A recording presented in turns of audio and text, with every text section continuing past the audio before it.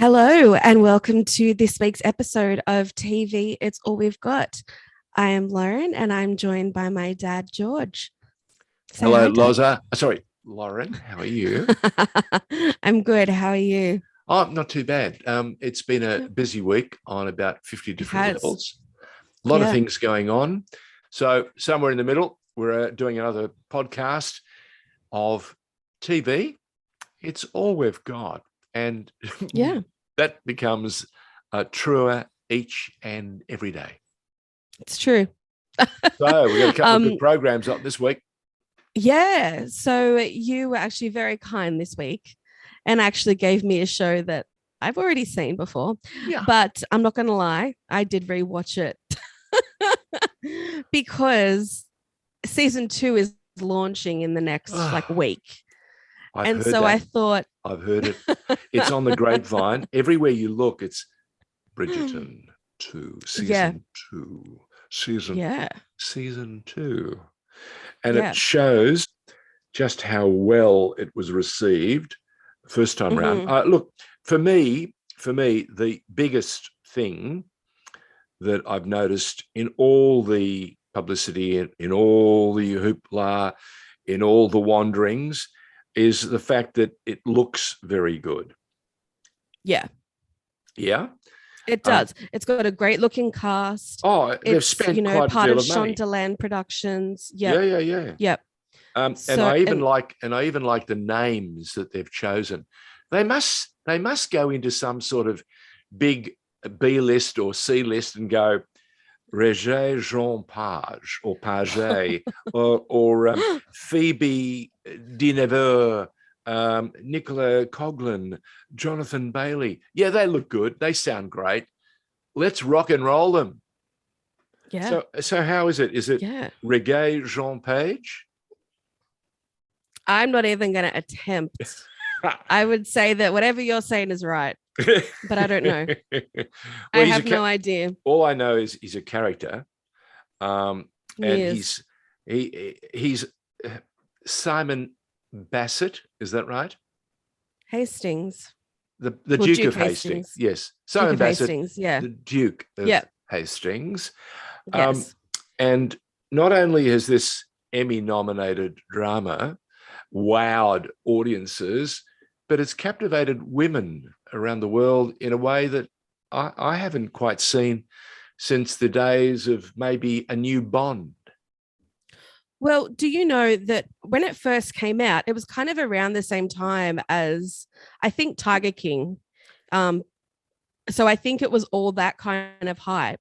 Yep. But then this show became the highest ever streamed show that Netflix had produced until Squid Game.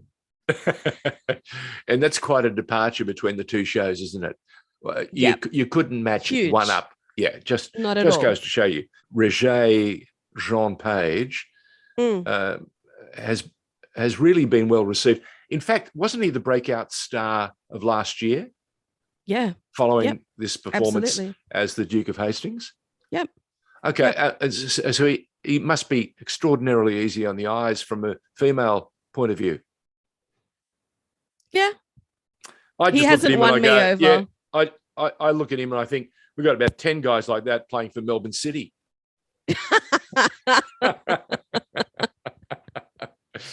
Didn't you like that? I just dropped that in on you. Well, I do like that. Yeah. And maybe I should start coming to some of your games. Now you're talking. There you go.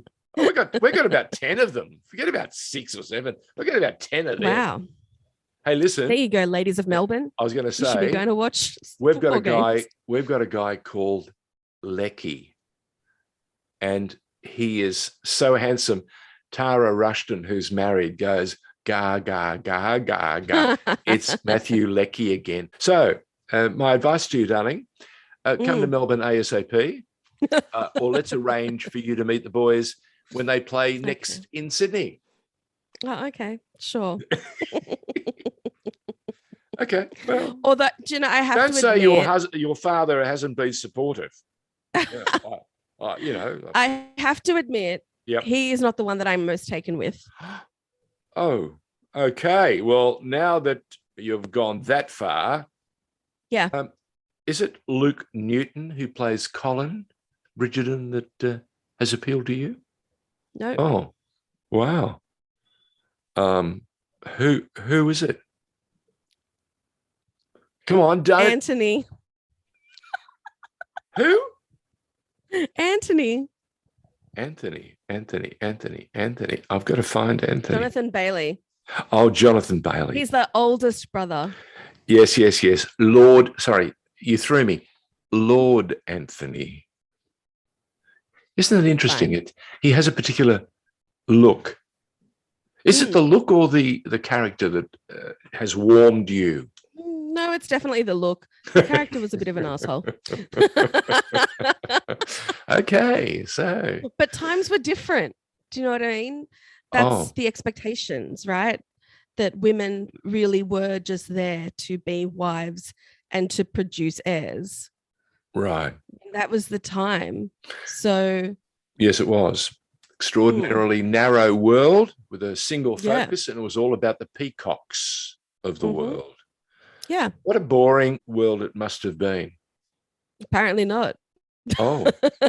There's a lot going on in the ton, Dad. Okay. A lot going on in the ton. Yep. Yeah. Which is why we need to watch the show to understand the level of exercise, the level of dexterity required, and just how many episodes you could fit in a series. Yeah. So I bet you can't wait for season 2. Oh, no, I'm so excited for season 2 because this season is all focused on Anthony and him finding a partner.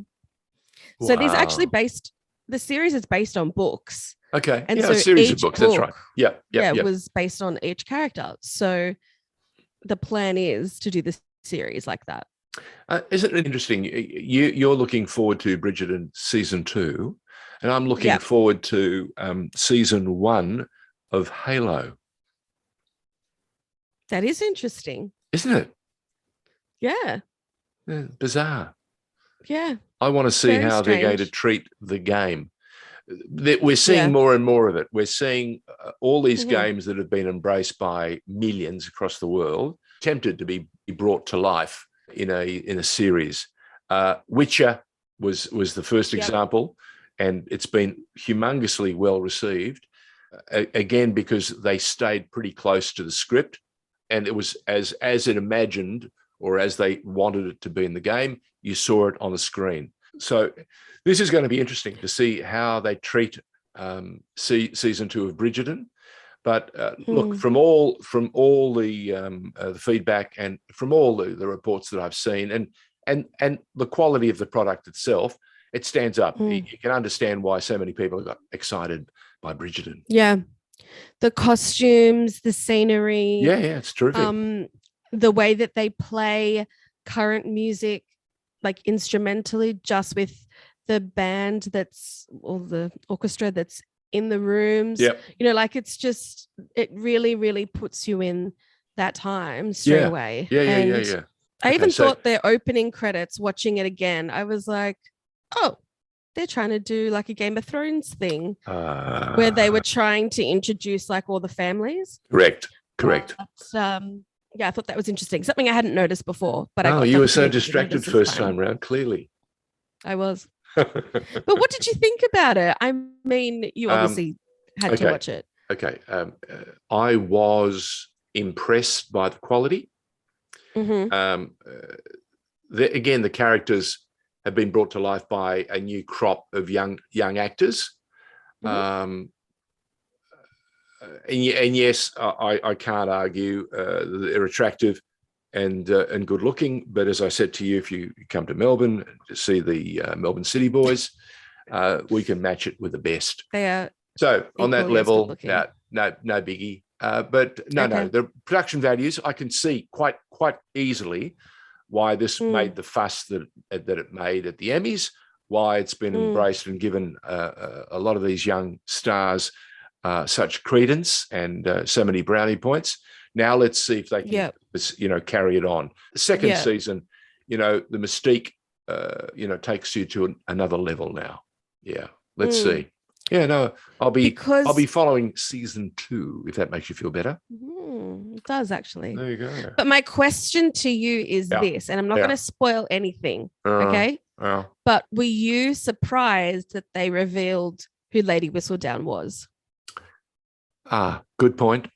Uh, no, I wasn't, because Okay. more and more of these shows try to break the mold of being like formula. Right. You understand where I'm Okay. coming from? Yes, I I do. think some of the showrunners, the guys the guys and girls who make these shows, it's almost like they're playing a game.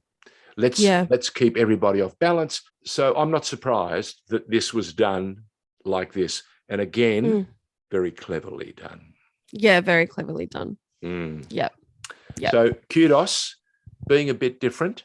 That seems to be the flavor, isn't it? Don't you think? Yeah. So absolutely. let's see what surprises lurk behind season 2 of Bridgerton. Yes, very excited. And what Lord Anthony has in store. Can't wait. Can't wait. Can't wait. Recommendation wise, get it. Watch it if you haven't already. Okay, watch it again if you have. Yeah, good. Yeah. Okay, next part of TV, It's All We've Got, our podcast. What is it?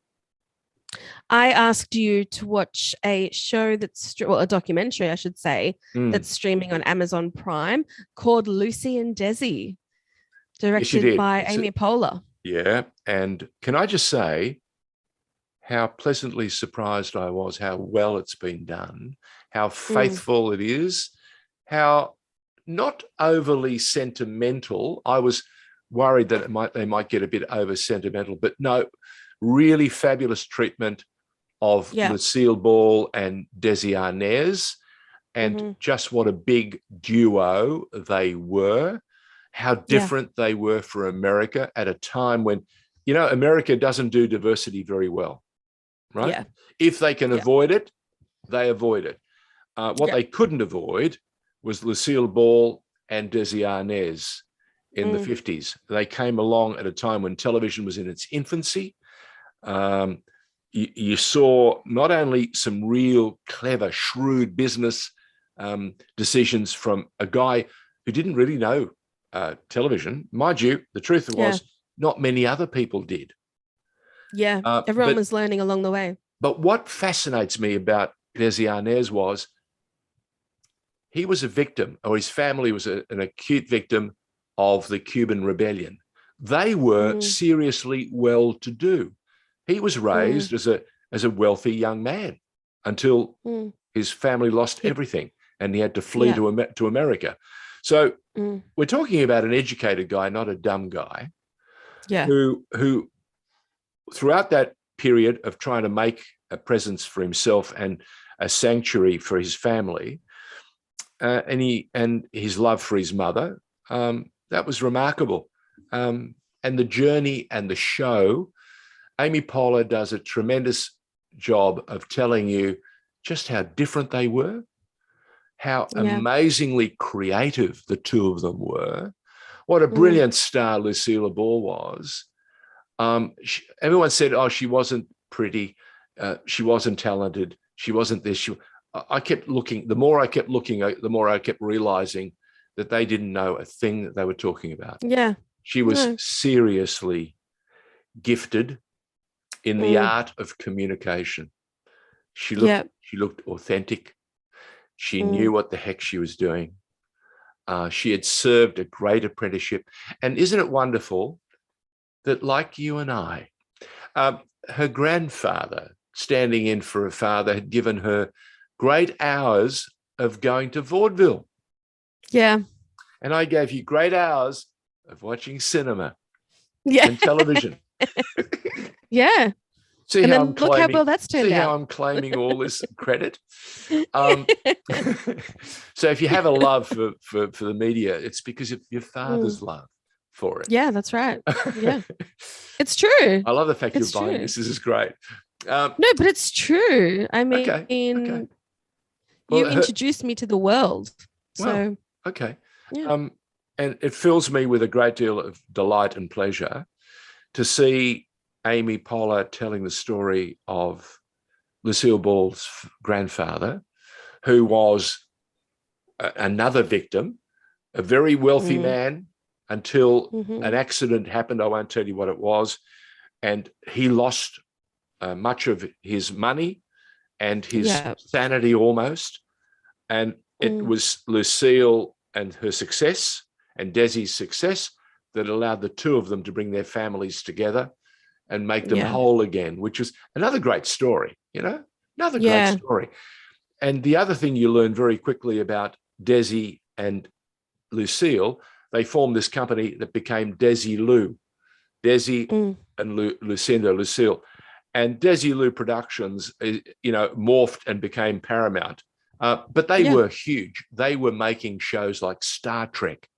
They were making shows that were cutting edge. And indeed, they invented, it could be said, the way modern television series were recorded, filmed and produced and packaged and delivered. In fact, the reruns burst onto the scene because when Lucille got pregnant, they had to wait for her to get healthy enough and, look after the baby. To come back. And in order to fill those 2 or 3 months, they had to run reruns. And of course, this is the wonderful history that has allowed television stations to run reruns for ad nauseum, it seems. But those reruns allowed them to make money and to stay in the game until the new season was up and running. But they also said that because of those reruns, there was the opportunity for a lot more people to watch the show. Yes, so then that's by the true. time that second season rolled around, everyone was talking about it and everyone was watching it. Correct. So it's so fascinating to me. Like, she moved to New York when she was 16. Yep. Right. She knew no one, knew nothing. Yep. And just automatically went out there and just found whatever she could. And she, admitted herself, I'm not the best dancer. I'm not the best singer. But she worked at it. Correct. And I think the beauty of their relationship was that Desi knew what she needed to shine in those moments. Correct. When he said, she's better in front of an audience, so we have to have an audience in here. And they did. And they did. Yeah, well, you're as an improv queen, you understand how difficult it is to do a show when there's no audience. Yeah, it's like doing stand-up over Zoom. Well, it's crap. You can't really do it via Zoom. Yeah. You need the adrenaline. You need the buzz in the room, in the studio, in the theatre, to do live stuff. When Graham Kennedy used to do the show, when Bert used to do, if there were people in the audience, the two of them, Bert and Graham, were a different character. They were buzzing. They were alive. Yeah. And that to me is yet again more proof that we need our nerves, that energy to go to a new place. And that's why when you're doing improv, you can do as many auditions or practice sessions as you want until the energy is real. Yeah. And you can feel the buzz. You know that you have to deliver because the audience is hanging on every word. Yeah. You're only really going through the motions. Yeah, absolutely. And that's what Lucille Ball and Desi, as you quite rightly said, Desi Arnaz worked that out even before anyone else and said, no, that's what she needs. We're going to deliver it. And it was exciting. They packed them in and the buzz would be there. And Amy Poehler, terrific job. If you haven't seen it, it's called Lucy and Desi. Desi and Lucy? Lucy and Desi. Lucy and Desi, I think it is. Amy Poehler. There are a number of Lucille Ball and Desi Arnaz tributes, but this one is special. It's it takes you back, gives you a really good understanding of how they came together and who they were, and magically how they fell in love and how they fell out of love. Yeah, still continued to be quite magical, and they married, and they both of them married. Yeah. And had longer marriages with their new partners than the original deal. But the magic that those two created resonates to this very day. Yeah, it lives on forever. Yeah. As long as there are Yeah. reruns, it'll be Yeah. seen forever. Well, and I mean, that's the funny thing, right? Because you were saying last week that you grew up watching the show the first time around, Correct. and Yeah. I got to see it because of the reruns, Yes. and I loved it. Like, I remember being over at Yael's house Oh, yeah. and just watching it on repeat. Like, I just couldn't get enough of it. I thought Lucille Ball was the best thing ever. And it explains a lot now, but It does, doesn't it? yeah, You yeah, also see what a consummate performer she was. yeah, She was playing the clown, but she was the Mm. vaudeville star who had Yeah. practiced and practiced and practiced 15 times how to fall over. yeah. Because for her, Learning each time. yes, for her, it was a Mm. very physical routine. If she got the physical right, she could do the rest. So Yeah. it's something for you to ponder when you're doing improv. Mm. Do I do a little jiggle in here? Do I do a little step? Do I do a little pirouette? All of that adds to the storytelling. Don't you worry, Dad. I'm definitely a clown when it comes to improv. Oh, fearless Yes. is what I've heard. Yeah.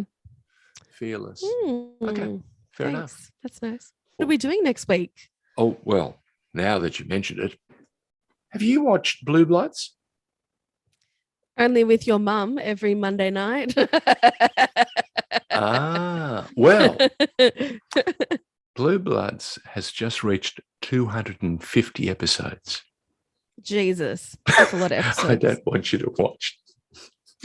I don't want you to watch 250 episodes. Well, I can start watching it from the beginning. Okay. Because I've seen a whole lot of episodes, but they're not in order. No, correct. Do you know what I mean? So yeah watch a couple and get a handle on it. Okay. It's an interesting series, and it has some very interesting takes on it. And one of the reasons that it survives and is so popular is because of the dinner segment.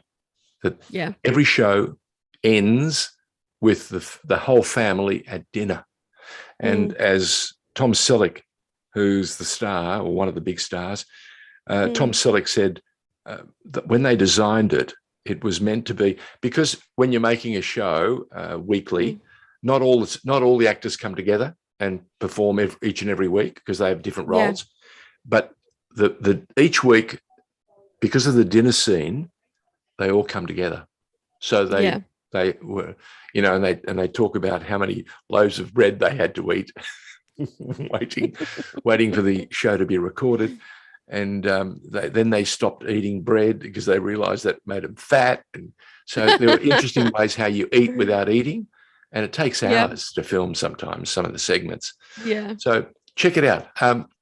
Blue Bloods for you. It's been around for a while. Okay. Started on 10, but now streaming on Paramount Plus. Check it out. Cool. I will do indeed. And what are you going to get me to watch? My show for you is called The Good Place.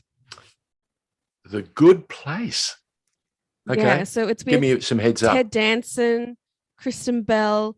I really can't tell you too much. I love Kristen Bell.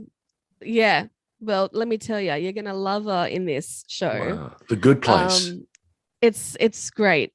It's okay. Yeah. Okay. And episodes are really, really short. So you are going to get through it very fast. So Ted Danson, Kristen Bell, The Good Place. I don't know if you know Darcy Carden, but she's in it as well. Okay. Jamila Jamil. There's a few people that might look familiar. The Good Place. The Good Place. Available on Netflix. Okay. All right. Until next week. Yeah. Catch you, cheeky. Happy watching. All the best. Bye.